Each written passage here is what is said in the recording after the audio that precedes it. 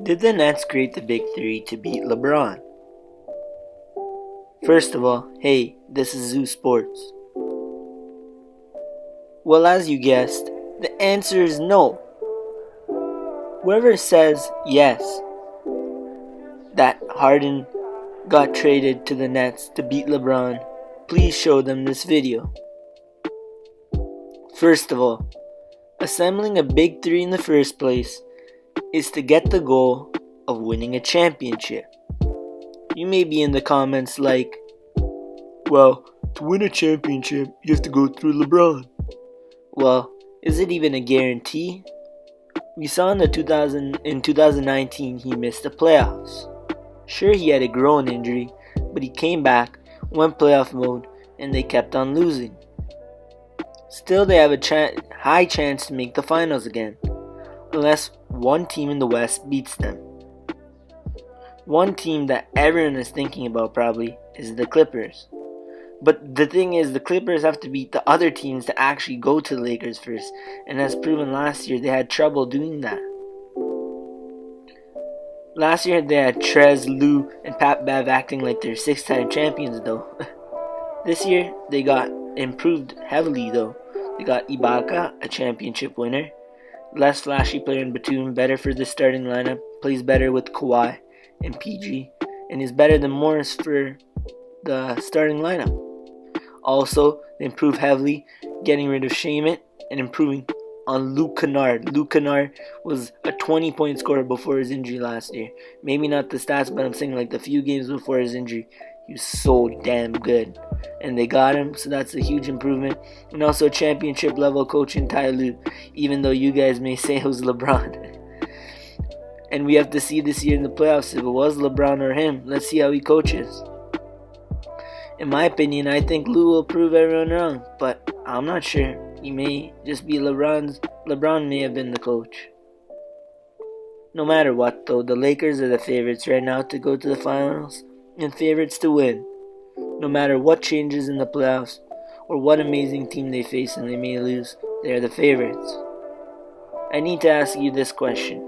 When LeBron made the super team Big Three in Miami, did people say they were created to beat Kobe? Well, no. When LeBron made the super team Cavs in 2014 with Kyrie and Love, did people say they were created to beat the Spurs? No. I remember seeing that, and I told my family and stuff, like my dad and brother, I was saying, they're going to win like 5 championships. They're so good. Who can beat them? But no one was. And then the Warriors just became so good. And I love the Warriors too, man. And I loved Curry and Monte Ellis, that team. And I loved when then they traded Monte Ellis for Bogut. It was always my second favorite team other than the Raptors. And I always went to the Warriors games when I could. And I just loved them. And I was so sad when they traded Monte Ellis for Bogut, but they're still one of my favorite teams, like the 3 shooting. And then they drafted Clay in 2011. And they had Clay, Curry, David Lee, Bogut. And it was just a sick team, and no one expected. When I first saw the Cavs 2014, I thought they were going to win. But then the Warriors just went crazy after they fired They just went amazing after they fired Mark Jackson. And they just became an elite team, and I was so happy seeing my second favorite team with the 3-point shooting playing so well. But everyone thought the Cavs were going to win like 5 or something, to be realistic. So many. But no one said it was to beat Tim Duncan or the Spurs. So is this Nets created to beat LeBron or win a championship? No matter how good the Lakers are, we have to see the fact that they missed the 2019 playoffs without AD. So that shows that there are some problems, as his team won the finals with him but missed the playoffs without him. Even if LeBron gets injured, sure, I'm not sure this team would do as good too. They rely on both of them to have solid game, but I think getting Dennis Schroeder and Montrezl Harrell will help them with the depth. That one of them gets injured, they can still compete.